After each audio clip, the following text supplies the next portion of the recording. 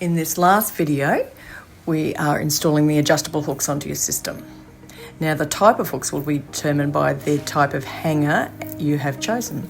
So firstly, you'll need the pre-installed Slimline track and the hangers installed onto your track. Now, it's important to pause the video to check out the maximum weights for the specific combination of hangers and hooks that you've chosen. Also pause here to read the instructions if you're using two hangers and hooks. So firstly, we'll look at the Slimline mini hook. Now, these hooks are suitable to use with all types of Slimline hangers. So to install the mini hook, loosen the screw inside the hook with the Allen key provided. Feed the end of the hanger through the hook body, then slide the hook to the required position and tighten it with the Allen key.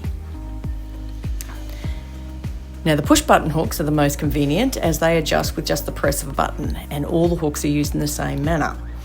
Both of the silver hooks are used with the stainless steel cable, and the black push button hook is suitable with the clear line only.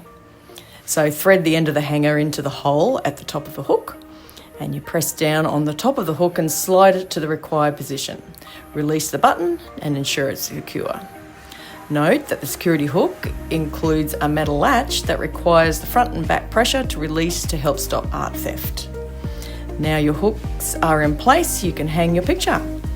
Adhesive foam pads are placed near the lower corners and can help stabilise the frame, and they can also help protect the wall from scratches. Hang right clips can also be installed behind the frame to help stop the picture from leaning too far forward. So if you need to resize your hangers, you can cut the clear tape and the clear line to size, but don't cut the stainless steel cable as it'll fray.